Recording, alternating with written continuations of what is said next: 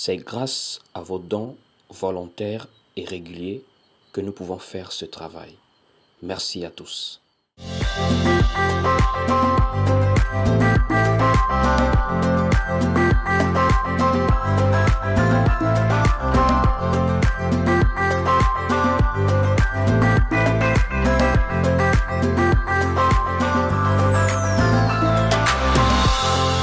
Le choix de la vraie Église.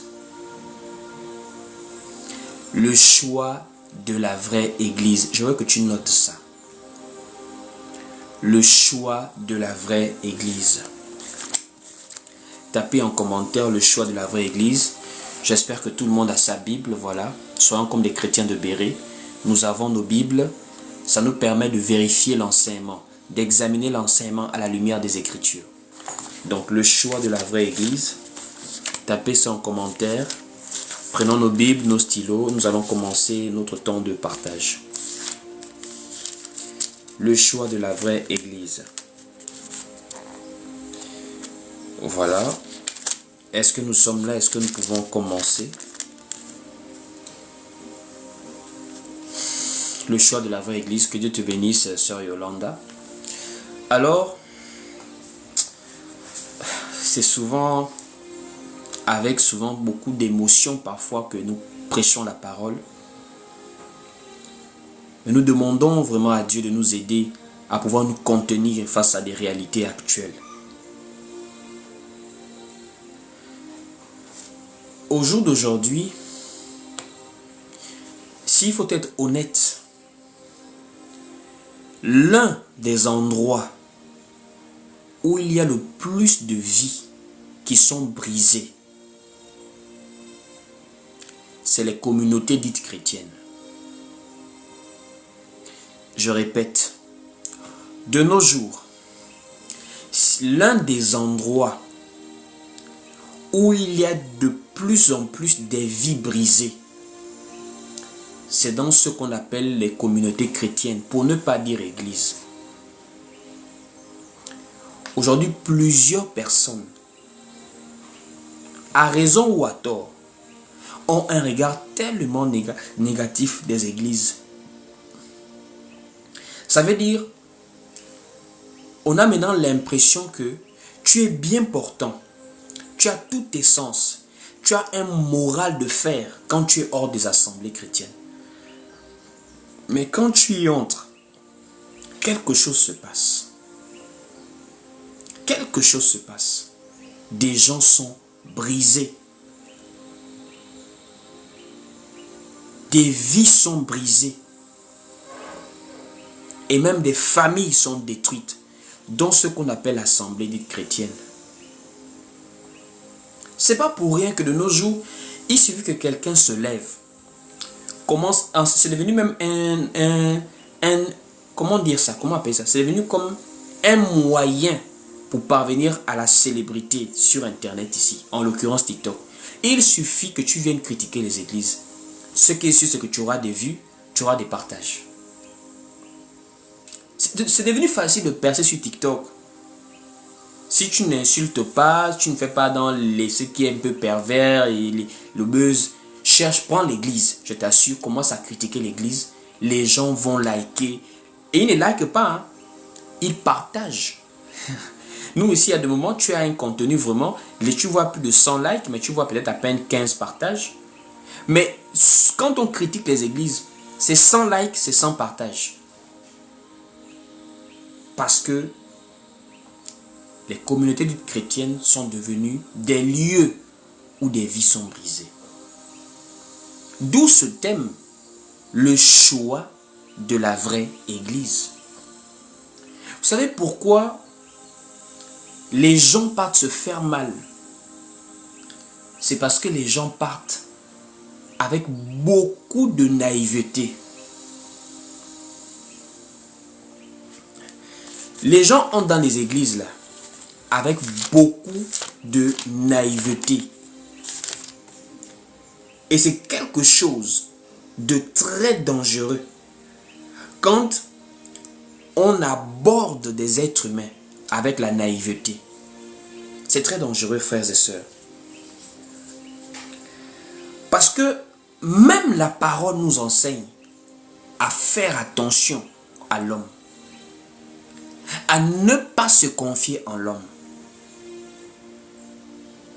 Mais qu'est-ce que nous a fait comprendre quand on part à l'église? On nous a enlevé les cerveaux.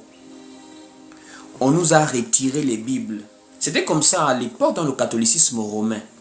Souvenez-vous que c'est au XVIe siècle, en 1517, lorsqu'il y a eu la réforme protestante de Martin Luther.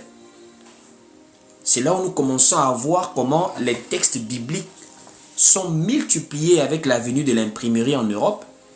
Et c'est là où les textes sont propagés dans l'Empire romain de l'époque.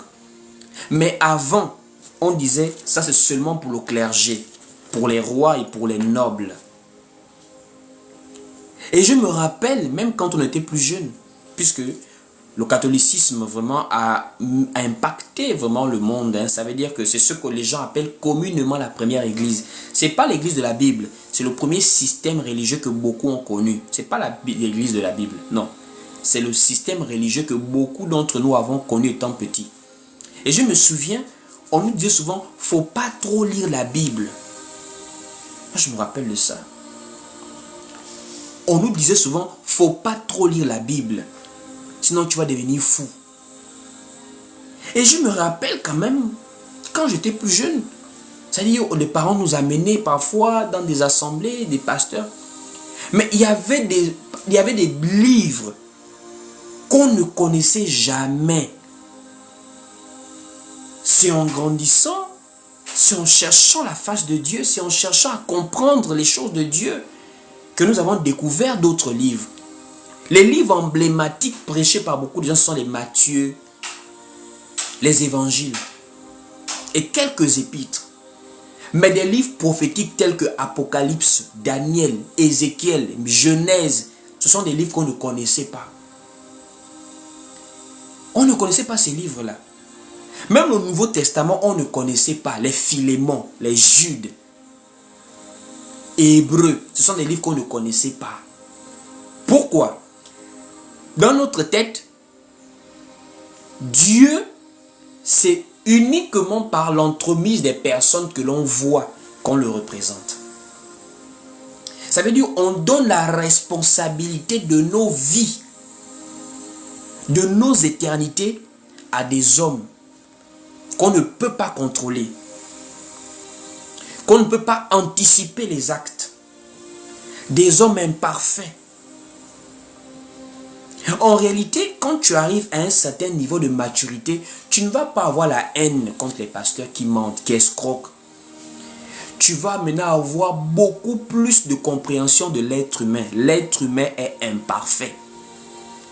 C'est dans l'imperfection de l'homme qu'il y a des méchants. Et il y a d'autres simplement qui sont aveugles, qui se trompent. Donc, le fait déjà qu'on n'a même pas d'abord la connaissance de ce qu'on peut faire, ça montre la grande naïveté des gens. Il y a des gens ce matin-là qui sont en train de s'habiller pour aller se réunir quelque part. Ça veut dire pour eux, dans leur propre maison, comme vous me suivez là, ils ne se sentent pas église. Pour eux, l'église, c'est de s'habiller, mettre la plus belle tenue de la semaine, prendre son argent du transport, amener sa femme et ses enfants quelque part.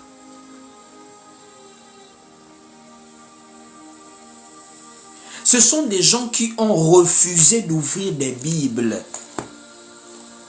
C'est comme un enfant qui va étudier une langue. Pour nous qui faisons un peu les langues approximatives en Afrique, on nous apprend dans le système scolaire l'anglais et l'espagnol. Je profite aussi à lancer un clin d'œil à ceux qui me suivent que nous avons notre compte en espagnol, Willy Bendon Espagnol. On a appris un peu quelques mots en espagnol et on veut essayer de pouvoir également prêcher la parole en espagnol. Entonces, estoy esperando la gente para abonarse sobre el TikTok español Willy Bendon. Queremos también intercambiar con los demás ahí, casi porque nosotros pensamos que el evangelio es por todo el mundo y todos los pueblos en diferentes lenguas. No solamente en francés, pero también en español, en inglés, en otros idiomas. Entonces, estoy esperando sobre este TikTok. Donc, comme je disais, Les gens, c'est comme on part à l'école, on part étudier une langue, on part étudier des mathématiques, mais on n'a pas le manuel d'utilisation. On n'a pas le manuel d'utilisation. Et on est tombé dans quoi? On est tombé dans les assemblées de morts. C'est dans la Bible, on va lire ça.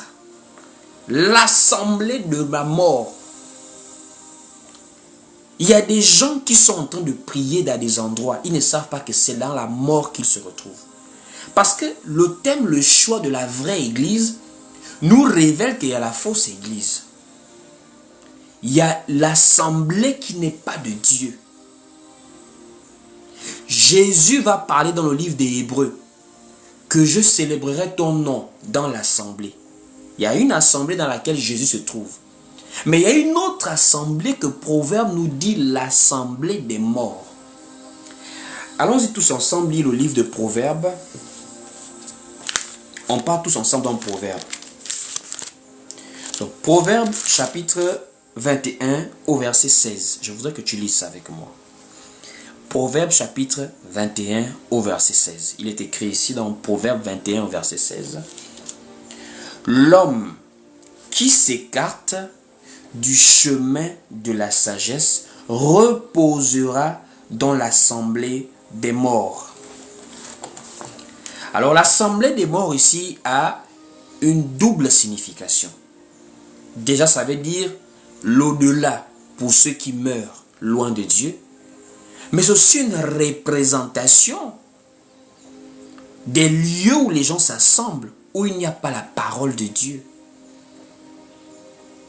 Puisque la véritable sagesse, elle vient d'en haut, elle vient de Dieu. Alors le choix de la vraie église, c'est simplement de comprendre que, bien-aimés frères et sœurs, ce n'est pas tous les endroits où les gens s'assemblent qui veut forcément dire que c'est ça l'endroit qu'on appelle l'église. Frères, vous devez très bien le comprendre. Pourquoi est-ce que des vies ont été brisées? Pourquoi est-ce que le scandale est arrivé? Pourquoi est-ce que jusqu'à aujourd'hui, malgré les scandales, beaucoup de personnes demeurent dans des assemblées? C'est parce que ils n'ont pas voulu avoir accès à la connaissance. Les gens cherchent en réalité uniquement des expériences surnaturelles. Les gens ne cherchent pas la connaissance. Les gens oublient que Satan fait des miracles. Les gens oublient que les démons aussi possèdent. Donc, si tu pars sur la base que je veux seulement avoir des expériences surnaturelles et non l'enseignement de la parole, tu vas te retrouver être manipulé par Satan. Et des gens sont manipulés par Satan dans les assemblées. C'est-à-dire, c'est Satan lui-même qui est là. C'est lui qui anime tout le culte. Vous êtes là, c'est Satan qui vous anime. Parce que ce qui fait la base d'une assemblée, qui est véritablement de Dieu, ce qui fait la base de l'église, c'est la parole. Au moment où tu pars quelque part, c'est d'abord les dons spirituels qu'on met en avant. C'est d'abord faire tomber les gens qu'on met en avant. C'est d'abord trop des prières qu'on met en avant.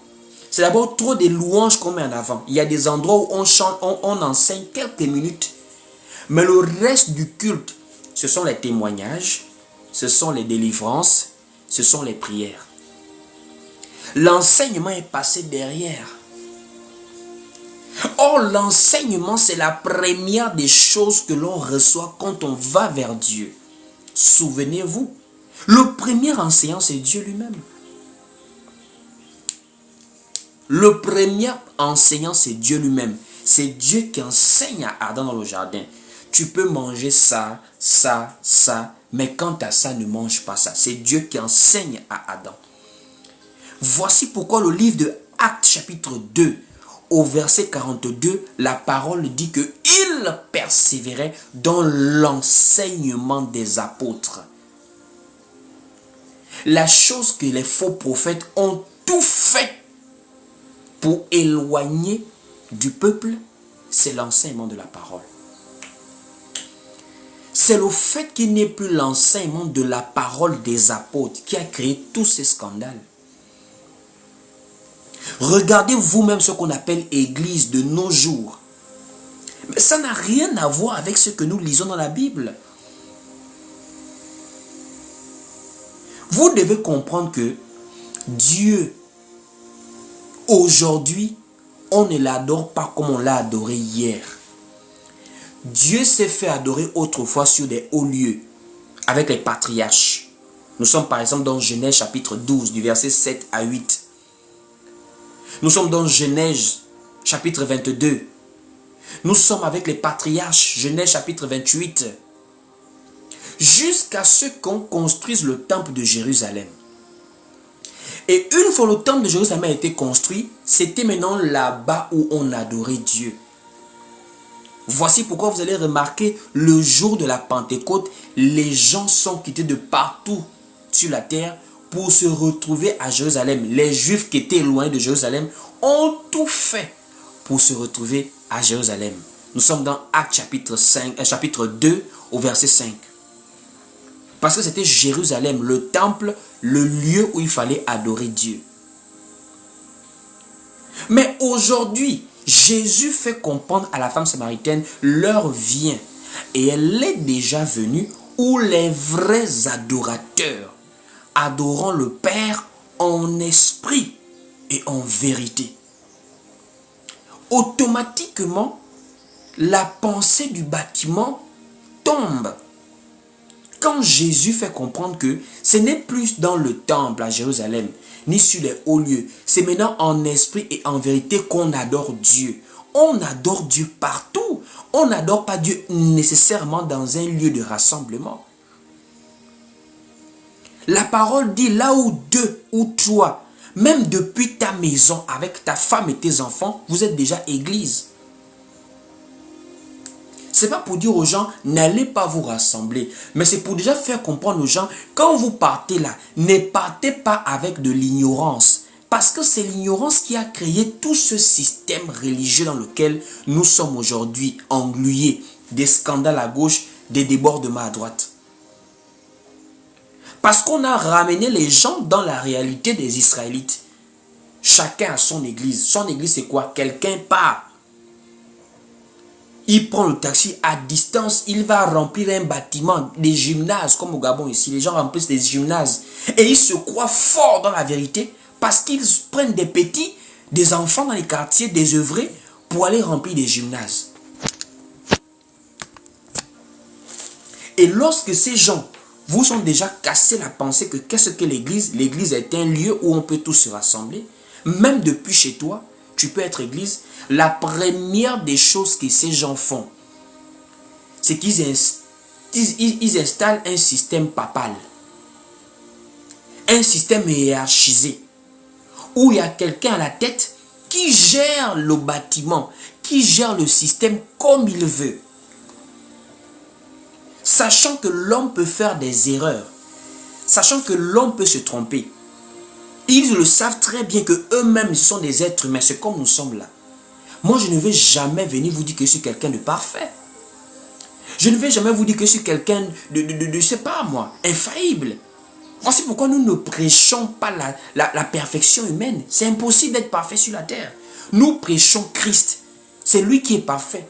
C'est lui qui donne la vie. C'est lui qui nous sauve. Vous et moi-même, je crois en lui pour être sauvé. Ça veut dire, nous tous, quand nous sommes dans l'église, nous nous revêtons d'humilité afin que seule la parole soit élevée. Parce que c'est comme un peu en Occident. Remarquez un peu l'Occident. Ils nous font du mal. Ils nous colonisent. Ils font de l'impérialisme. Mais entre eux-mêmes là-bas, ils ont tout fait pour installer un système des institutions fortes au lieu d'installer des hommes forts. Ça veut dire, peu importe le président qui passe aux États-Unis, il y a des lois qui font le contre-pouvoir contre lui-même. Il ne peut pas faire tout ce qu'il veut. Voici pourquoi il y a le Congrès, il y a beaucoup de choses. Des sénateurs, il y a la Chambre du représentant, il y a beaucoup de choses là-bas. C'est aussi un peu comme en France, l'Assemblée nationale. C'est-à-dire, le président lui-même, il a des garde-fous qui le surveillent. Il ne peut pas faire tout ce qu'il veut. C'est comme ça également dans l'église. Dans l'église, c'est la parole qui devait être forte et non les hommes. Mais de nos jours, nous avons des hommes forts. Quelqu'un se lève, il tape la main sur la poitrine au nom de son bâtiment. Ça veut dire qu'on ne se réfère plus à la parole, mais on se réfère maintenant à ce que les gens appellent les hommes de Dieu. Ça, c'est l'église de tel. Ça, c'est l'église de tel. Alors que l'église n'appartient à aucun homme sur la terre. Donc, une fois ils ont installé un système papal, où c'est eux qui dirigent, et aucun collaborateur ne peut revoir la parole avec eux. À l'exemple de Paul, qui avait repris Pierre. Qui peut reprendre ces gens-là dans les bâtiments? Personne. C'est-à-dire quelqu'un lui-même, il vient, il se trompe dans la parole, mais personne ne peut le reprendre parce qu'il a installé un système où c'est lui qui a raison. Et une fois que c'est lui qui a toujours raison, il finit maintenant par rentrer dans toute forme de déviation. Première des choses, ce sont des gens qui ont installé un système de bâtiments qui ressemble à des boutiques. Quand quelqu'un pense à l'église, il pense aux chaises, il pense au piano, il pense au micro. C'est pourquoi vous voyez des gens, ils sont là installés en bordure de route. C'est-à-dire, de nos jours, quand on entend église, ce sont des gens qui disputent des trottoirs avec des boutiques et des magasins. C'est-à-dire quelqu'un commence seul. Il est dans son bâtiment avec des chaises, avec un piano, un micro et généralement une petite femme qu'il a réussi à convaincre pour commencer à chanter, faire le bruit. Et il est là, il commence son église à lui. Alors que l'église ne commence pas comme ça. Même quand on bâtit, ce sont d'abord des gens qui croient. Et c'est quand ils croient maintenant qu'on trouve un lieu de rassemblement et au fur et à mesure que le peuple s'accroît, on trouve maintenant un endroit où on peut mieux s'abriter. Même déjà la manière dont les gens font ce qu'on appelle l'œuvre de Dieu, ça montre que ça n'a rien à voir avec servir Dieu. Ce sont des entrepreneurs spirituels. Tu ne peux pas dire que tu vas pour faire l'œuvre de Dieu, tu es déjà parti ouvrir tout un bâtiment, alors que les âmes, tu n'as encore évangélisé personne. Mais tu ouvres un bâtiment, tu ouvres le bâtiment pour qui? Tu ne t'assembles encore avec aucun frère, mais tu as déjà des charges. Donc, tu attends maintenant les gens pour payer tes charges. Alors que nous voyons comment Paul, il partait, Paul était hébergé par des gens. Paul était soutenu par des gens. Voici pourquoi Paul pouvait parler d'église de maison. Dans Actes chapitre 28, Paul est parti louer une maison où lui-même il habitait. C'est pas qu'il avait sa maison, il est parti chercher encore un autre endroit pour que les gens n'arrivent pas chez lui. Paul était chez lui. Tu veux être enseigné, tu viens trouver Paul chez lui, il t'enseigne la parole. C'est pour dire, regardez vous-même le système qui est installé dans la fausseté religieuse. C'est un système où quand tu rentres, on a tellement biaisé la mentalité des gens que les gens, pour eux, s'il n'y a pas de carreaux, on ne se sent pas à l'église.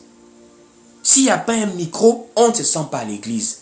S'il n'y a pas le baf, on ne se sent pas à l'église. Voici pourquoi les mêmes gens ont peur qu'on parte prier chez eux, qu'on parte les visiter, parce que dans leur tête, l'église chez moi, c'est le bruit, les voisins vont se plaindre.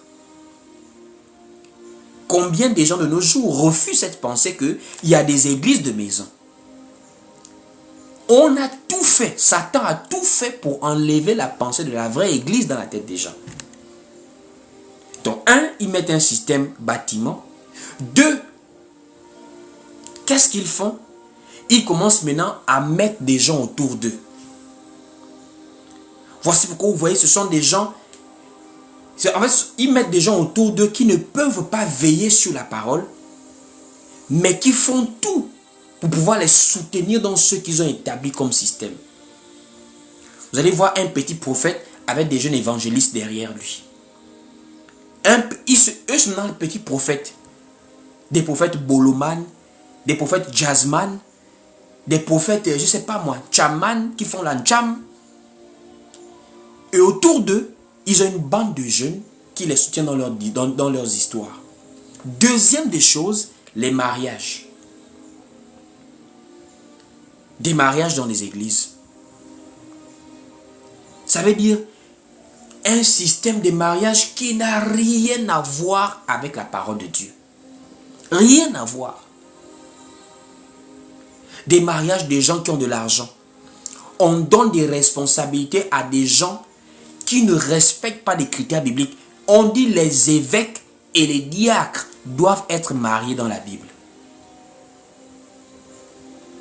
Les évêques et les diacres, on va lire cela. Nous sommes dans 1 Timothée chapitre 3. Allons-y lire. Les critères des évêques et des diacres. 1 Timothée chapitre 3. À partir du verset 2. À partir du verset même premier. 1 Timothée chapitre 3, à partir du verset 1er, il est écrit ici. Cette parole est certaine. Si quelqu'un aspire à la charge d'évêque, il désire une œuvre excellente. Il faut donc que l'évêque soit irréprochable, mari d'une seule femme. Il faut qu'il soit mari d'une seule femme. Ça, c'est l'évêque. Prenons ensuite le diacre. Au verset 8, écoutez les critères des diacres. Au verset 8, écoutez les critères des diacres. 1 Timothée 3, au verset 8 maintenant, on dit « Les diacres aussi doivent être honnêtes, éloignés de duplicité, d'excès de vin, d'un gain sordide, conservant ce mystère de la foi dans une conscience pure, qu'on les éprouve d'abord et qu'ils exercent ensuite leur ministère s'ils sont sans reproche. » On continue au verset 11. « Les femmes de même doivent être honnêtes, non médisantes, sobres, fidèles en toutes choses. Les diacres doivent être maris d'une seule femme. » On dit les diacres doivent être mariés d'une seule femme. 1 Timothée 3 au verset 12. Les diacres doivent être mariés d'une seule femme. Je répète, les diacres doivent être mariés. Mais de nos jours, tu arrives quelque part, c'est le diacre. Un jeune célibataire, il est diacre. C'est-à-dire célibataire diacre. Mais c'est très grave en fait. Pourquoi? En réalité, les gens lisent. Mais comme c'est maintenant un système hiérarchique pyramidal, que on ne peut pas remettre l'enseignement du berger en cause. Que, ah papa, mais là ce que tu as dit là, c'est quand on lit ici là, le diacre est marié. Mais pourquoi tel diacre est célibataire dans l'église? Il a peur qu'on l'excommunie. Il a peur qu'on le taxe de rebelle. Donc en un mot, nous sommes partis du monde. On a abandonné le péché par la grâce de Dieu pour aller se faire commander par des gens, pour aller avoir peur des gens. Pour aller avoir peur des gens. C'est-à-dire, tu quittes de l'esclavage du monde, du péché, pour aller être esclave d'un homme. Pas de Christ, mais d'un homme. Des diacres célibataires. Des évêques célibataires. Des évêques qui n'ont pas un bon témoignage. Des évêques divorcés. Des évêques dont les enfants ne craignent pas Dieu. Tu vois, quelqu'un est nommé évêque, sa propre fille est enceinte, elle n'est pas mariée. Son enfant, c'est un bandit. Au carrefour, il braque les gens. Mais lui, c'est un évêque dans l'église. Alors que Paul dit, les évêques, on les choisit par rapport à des critères. Ce sont des gens qu'on doit voir comment ils gèrent d'abord leur propre famille avant de gérer l'église de Dieu. Mais nous avons des critères, des évêques qui ne sont plus respectés dans les bâtiments. On quitte là, on part au groupe des chantres. Je ne sais pas où est-ce que dans l'église, on a vu des groupes spéciaux pour chanter. Ça veut dire ce sont eux qui chantent dans l'église. C'est ce qui a créé le désordre de l'impudicité dans les bâtiments. L'affaire des groupes des chantres, groupes de musique. Une bande de jeunes pubères, des gens qui sont dans la puberté, on les met dans des groupes pour souvent se voir, pour chanter, alors que la parole nous dit, lorsque vous êtes assemblés les uns ou les autres, parmi vous, ont-ils? Quelqu'un peut vouloir chanter, ça n'a rien à voir avec la voix.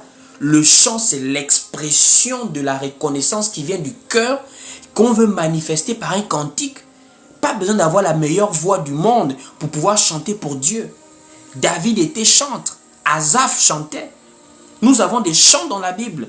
Même sous la loi, c'était les hommes qui chantaient. Ce n'étaient pas forcément les meilleures voix. Mais de nos jours, on a regroupé des jeunes filles dans des groupes de chant et elles marchent avec une... Ça veut dire, j'ai l'impression que c'est devenu comme tout un titre honorifique dans l'église. Chante. Est-ce que vous connaissez ce qu'on appelle le service du chantonnat? Donnez-nous des passages où on a vu des femmes conduire des chantres dans la Bible, en Israël. Montrez-nous dans l'église où il y a eu des groupes de chantres. On peut avoir des gens qui ont la grâce de bien chanter, qui sont inspirés par Dieu. Mais c'est le fait de former des groupes et en faire des doctrines, ça veut dire obligatoirement il faut un groupe. C'est dans ça maintenant que les femmes jouent au Miss et les frères maintenant, c'est le groupe des chants où on trouve les femmes. Parce que ce sont elles qui sont visibles. Et parfois même elles sont en grève dans les groupes des chantres là. Ça veut dire si elle ne veut pas chanter, elle boude si on lui a parlé mal. Elle boude. On voit des gens qu'il faut payer pour chanter. C'est-à-dire on paye quelqu'un pour chanter. Il ne faut pas la vexer. Si tu la vexes, elle ne va pas chanter. Pourquoi? Parce que les autres n'ont pas de gorge, quoi. Il n'y a qu'elle qui a la gorge. Mais ça a été installé par le système religieux. Si vous vous réunissez dans des maisons, il n'y aura pas de groupe de chants là-bas. Et s'il n'y a pas de groupe de chants, le pasteur est déstabilisé. Pourquoi? Parce qu'ils utilisent la musique pour pouvoir adoucir les émotions des gens. Vous savez, hein, dans la manipulation de l'esprit, la musique a un très grand rôle. Vous voyez cette petite mélodie qui passe là. Je vais mettre le volume.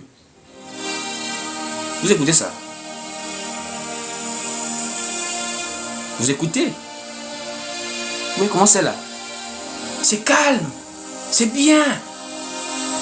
Et ça dispose le cœur. Ça prédispose le cœur. Ça veut dire, il y a des gens, il sait qu'il va mentir aux gens. Il sait qu'il n'a pas grand chose à prêcher aux gens. Lui ne connaît pas la Bible. Lui connaît comment parler. Il y a des gens qui ont l'art de la persuasion. Qu'est-ce qu'il fait? Il a besoin de la musique. Tu sais, ma soeur, est-ce que tu réalises que Jésus est mort à la croix pour toi? Est-ce que tu réalises que Jésus est mort à la croix pour toi? Est-ce que tu réalises que... Ils sont comme ça. C'est comme si celui qui est au bar, qui boit le vin, ne sait pas que Jésus est mort à la croix. C'est comme... De nos jours, hein, il y a des choses que même le païen sait. Allez-y demander au païen, mon frère, s'il te plaît, laisse un peu la bouteille. Tu sais que Jésus est mort à la croix. Il va te dire Jésus est mort à la croix. Il va même te dire qu'il est ressuscité le 3e jour. Il va même te dire Jésus revient. Il y a des païens qui savent que Jésus revient. Ça veut dire, les faux là, ils ont besoin de toute une atmosphère pour pouvoir convaincre les gens. Voici pourquoi la musique a une place centrale dans ce qu'ils font. Ils prennent les meilleures filles qui chantent bien. Les femmes qui ne respectent pas la doctrine. Des femmes qui ont une mauvaise vie. Des femmes qui ont un mauvais témoignage, mais qui chantent. Une sœur impolie, mais qui chante. Une sœur impolie, mais qui chante. Une sœur impudique, mais qui chante. Elles sont là dans les bâtiments. Et c'est au vu au su des soi-disant responsables. C'est-à-dire, elle est impudique. Elle a des copains, mais elle chante. Elle est sauvage, elle ne respecte pas les mamans de l'église, mais elle chante.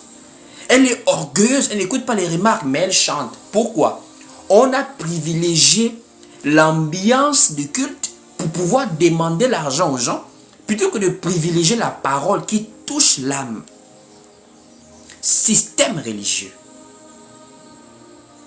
Système religieux. C'est la même chose pour les gens qui font la musique piano. Moi, je suis arrivé à des endroits, c'est-à-dire quand c'est le temps de la prédication, tu vois le baptiste, le batteur et le pianiste, ils sont assis comme si ça ne leur concerne pas. quand il s'agit de partager la parole, ils sont là, ils s'ennuient. Ils sont là, ils regardent le téléphone, il est là, ils s'ennuient. D'autres somnolent même, quoi. C'est-à-dire, lui, il vient à l'église, il vient s'assembler pour jouer au piano. C'est le piano qui va l'amener au ciel. Il ne vient pas pour écouter la parole de Dieu. Il vient pour pouvoir jouer au piano.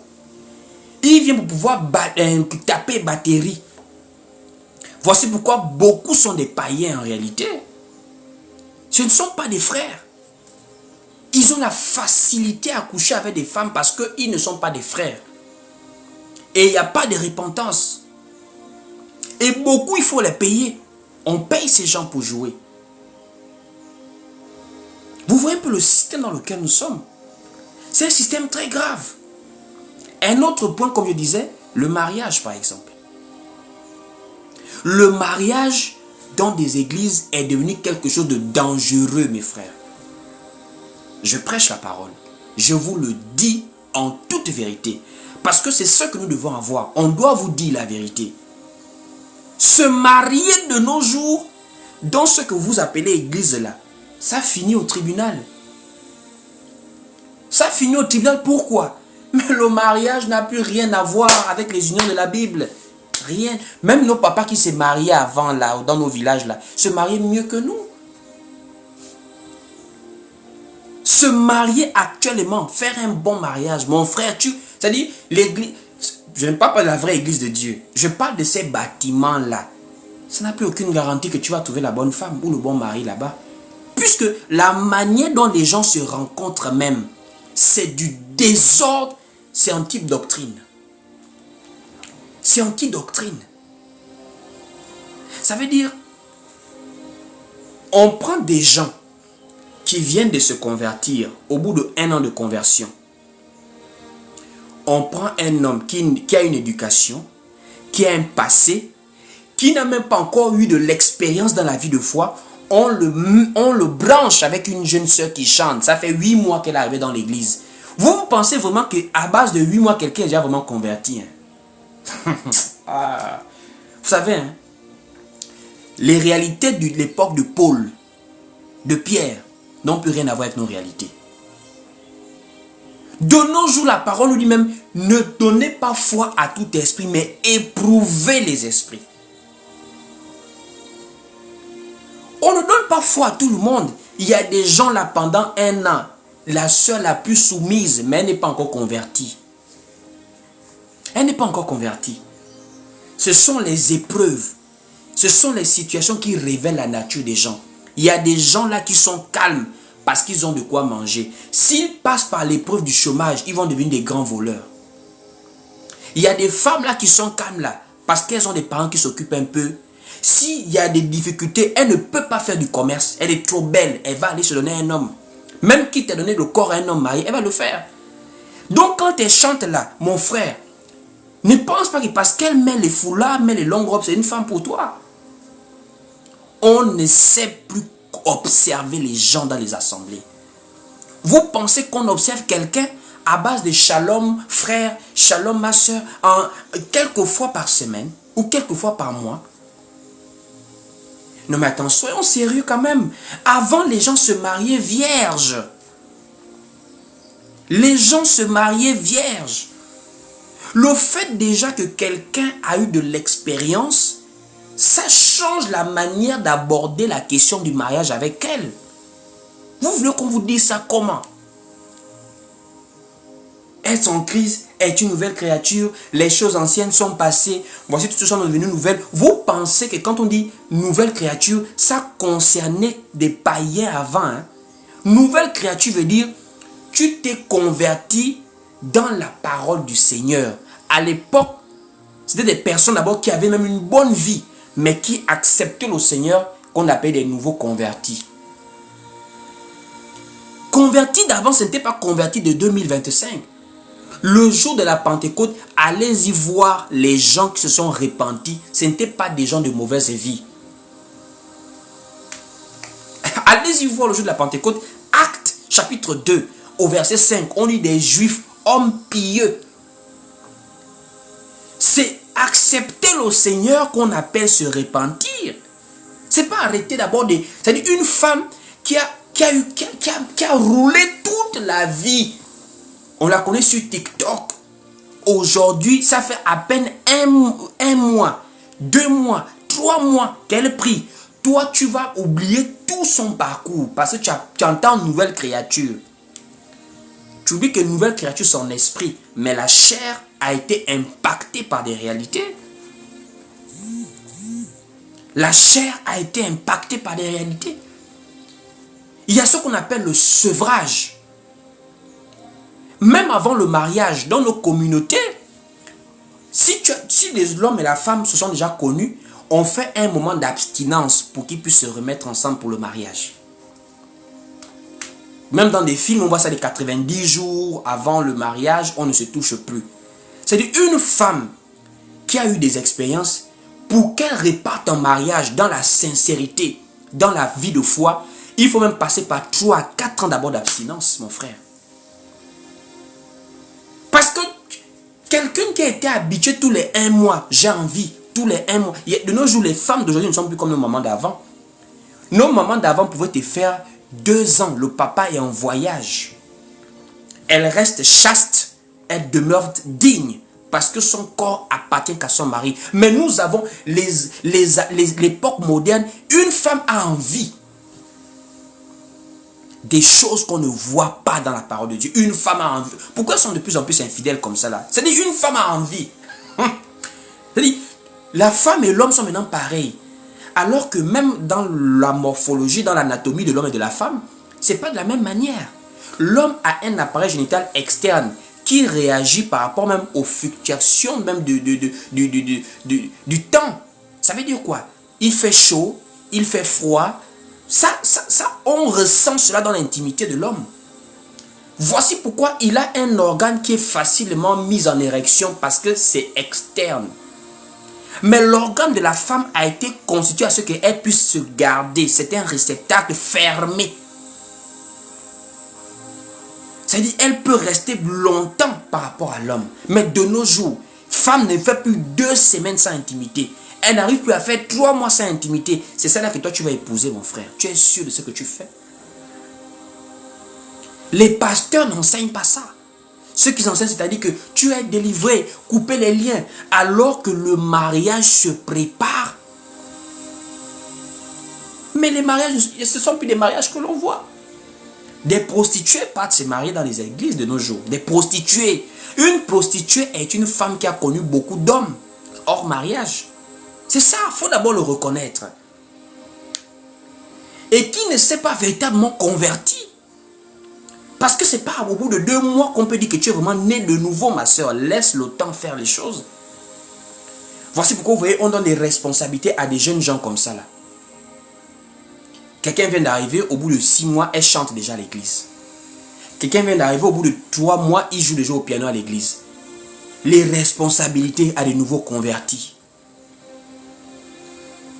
On continue à prélever les dots lourdes avec la bénédiction des pasteurs.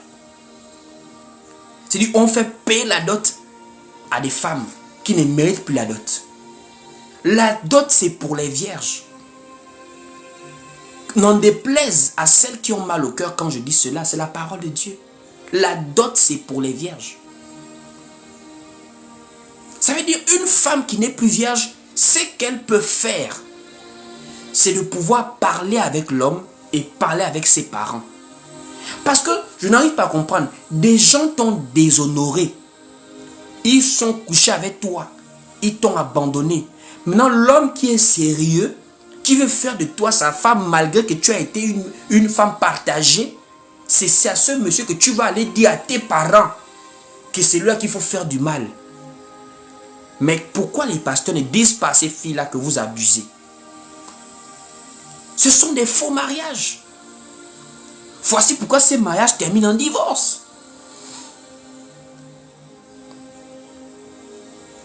Et les églises où on promet l'émancipation de la femme. Comme un pasteur me l'a dit. Non, la femme peut prêcher, mais elle ne peut pas baptiser. C'est-à-dire automatiquement nous comprenons que en réalité, il n'a pas d'argument. Mais comme il est bloqué par les réalités de notre époque, il est obligé de se soumettre. L'Église est l'entité qui ne se soumet pas aux réalités du siècle. Nous arriverons même en 2050. Pour nous, la femme et l'homme ne sont pas égaux. C'est ce qu'on doit dire aux gens dans les églises. Ramenez chacun à la position que Dieu l'a créée. La vraie église de Dieu se distingue par la saine doctrine. Je dis la vraie église de Dieu. La première des choses que tu vas remarquer dans cette église, c'est la vérité qui est prêchée. C'est la vérité qui est prêchée. Parce que l'église est l'appui et la colonne de la vérité. La vérité de nos jours va faire qu'on ne te suive pas, qu'on ne te soutient pas. Mais c'est la vérité qui sauve. Jésus avait dit, vous connaîtrez la vérité et la vérité vous affranchira. Tant qu'on ne revient pas dans le système de dire la vérité aux gens, ça va continuer dans les scandales et les scandales. Actuellement, par exemple, il y a un soi-disant pasteur en Côte d'Ivoire. Ces vidéos passent sur Internet. Les gens sont forts quand même. Ils pensent que parce qu'il parle avec l'autorité devant ces moutons qui le suivent, ces brebis, ils croient qu'il dit la vérité, quoi. La dîme, c'est pas pour les veuves et les orphelins.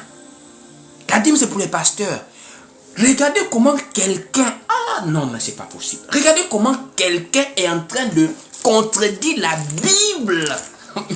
Je ne dis même pas la parole de Dieu, c'est trop loin. Je dis la Bible. Quelqu'un est en train de contredire la Bible. Mais il prêche avec la force. Ah! La dîme, c'est pour le pasteur. Mais c'est pas possible. Ça veut dire, lui-même qui parle là, il n'a aucun moyen de vous démontrer ça par les Écritures. Aucun moyen. Aucun. Mais comme ce sont des gens qui ont déjà tellement de l'aise, il a l'argent, il a fini d'escroquer au peuple, il a déjà des voitures, il s'en fout. En réalité, ce sont des gens qui s'en foutent déjà du peuple. C'est ça que les gens ne comprennent pas en réalité. Parce qu'à un moment donné, quand tu considères ceux qui sont en face de toi et que tu sais qu'ils ont un moyen d'aller lire, tu fais attention en fait. Ce que je dis là, est-ce qu'ils ne peuvent pas aussi vérifier un peu? Mais quand tu t'en fous des gens, c'est des gens acceptent ou pas, si tu veux pas, tu fous le camp. C'est le langage qu'ils ont. Comprenez bien le langage. Ils insultent intelligemment. Tu ne veux pas foutre le camp. La dîme, c'est pour les pasteurs. Tu ne veux pas, tu dégages. C'est ça que ça veut dire. En Israël, il y a la dîme qu'on donne aux veuves et à l'orphelin. Mais comment tu peux contredire quelque chose qui est écrit noir sur blanc, mon frère? On va les lire. Deutéronome chapitre 14. Allons-y lire quand même. Deutéronome chapitre 14, voilà. C'est très grave. On ne peut pas contredire la parole de Dieu comme ça. C'est très grave. Prenons le livre de Deutéronome pour lire ce qui est écrit ici. C'est-à-dire, ce monsieur, je ne comprends pas en fait. Comment peut-on arriver à ce niveau? Deutéronome chapitre 14, à partir du verset 22. Deutéronome 14, verset 22. Écoutons ce qui est écrit. Tu lèveras la dîme de tout ce que produira ta semence, de ce que rapportera ton champ chaque année. Chaque année. La dîme annuelle. On dit, et tu mangeras devant l'Éternel. Donc la dîme d'abord. Tu manges toi-même. Tu ne donnes pas ça à qui que ce soit. Tu manges devant Dieu. Il ne dit pas ce qui est écrit, hein, que les Israélites eux-mêmes, ils avaient leur part à manger dans les dîmes. On dit ici, tu mangeras devant l'Éternel ton Dieu dans le lieu qu'il choisira pour faire résider son nom, la dîme de ton blé, ton mou et de ton huile et les premiers-nés de ton gros et de ton menu bétail, afin que tu apprennes à craindre toujours l'Éternel ton Dieu. On continue. On dit la dîme du blé, du bétail. On continue au verset 24.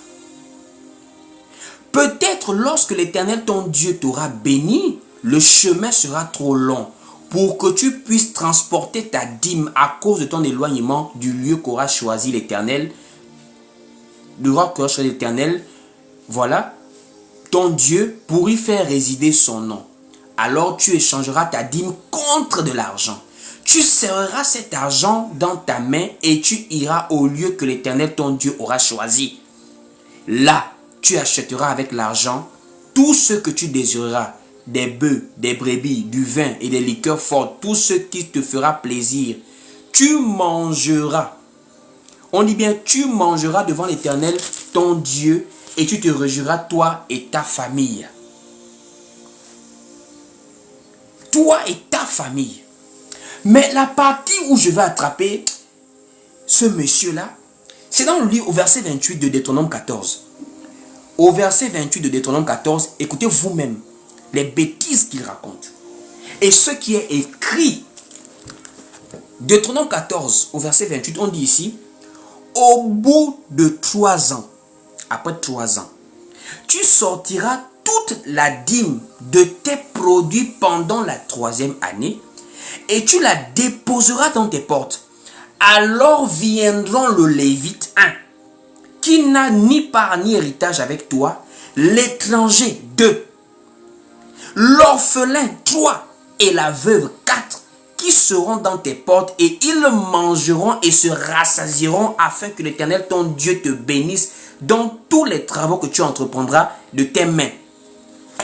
C'est-à-dire, c'est pas que si tu veux, ils vont manger, pas un peu, ils vont se rassasier de ta dîme. L'étranger, le lévite, la veuve et l'orphelin. Et là, on n'a pas encore les pasteurs établis par le Seigneur. Nous sommes en Israël. Ce sont les lévites qui prélèvent cela. Mais regardez-moi comment quelqu'un... Oh non, non, c'est-à-dire, on prêche la parole, que Dieu nous aide. Ce qui fait leur force et les moyens qu'ils ont, c'est les moyens que nous n'avons pas. Parce qu'il faut reconnaître, le peuple aussi est devenu très avare quand même. Vous ne soutenez pas la vérité. Vous ne soutenez pas la vérité.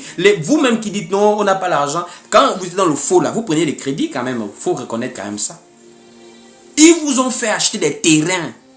Vous avez les mêmes salaires que vous avez aujourd'hui. Ils vous ont fait acheter des voitures. Vous avez les mêmes salaires. Mais comme c'est la vérité maintenant là, on devient maintenant dur. Parce que ces bandits là, il faut avoir le même niveau de moyens qu'eux pour aller les contredire partout où ils sont. Sur des plateaux télé, partout. Comment quelqu'un va conduire les Écritures? Quel est le pasteur qui a pris la dîme dans l'église? Quel est le pasteur qui a pris la dîme dans l'église de Dieu? Que Jésus-Christ a établi. Quel est l'évangéliste qui a pris la dîme?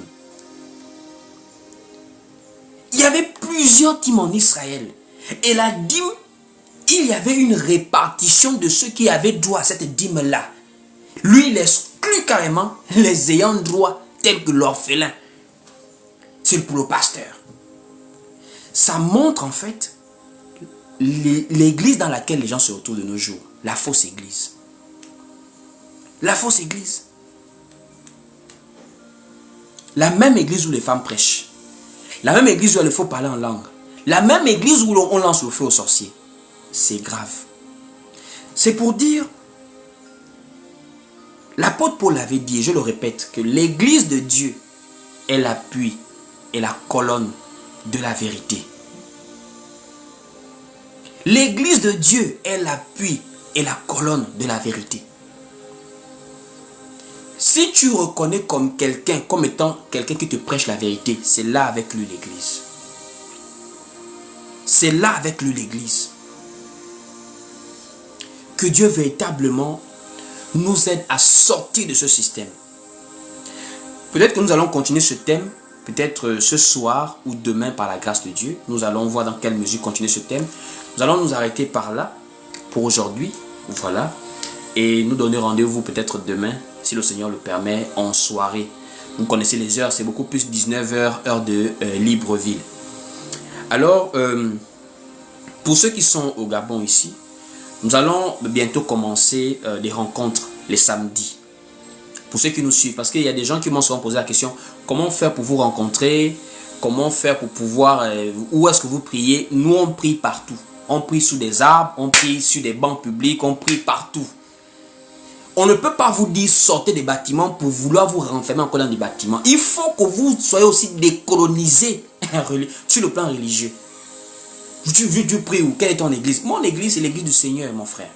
Je m'assemble avec des frères quelque part, mais peu importe l'endroit. Donc les samedis, pour ceux qui sont à Libreville, partagez vraiment l'information. Nous allons trouver des endroits, même en plein air, où on peut se rencontrer pour des temps d'évangélisation. Il y a des sites, par exemple, pour les Librevillois, il y a la baie des Rois, il y a des carrefours de la place, le rond-point de Nzayon, il y a vraiment plusieurs lieux.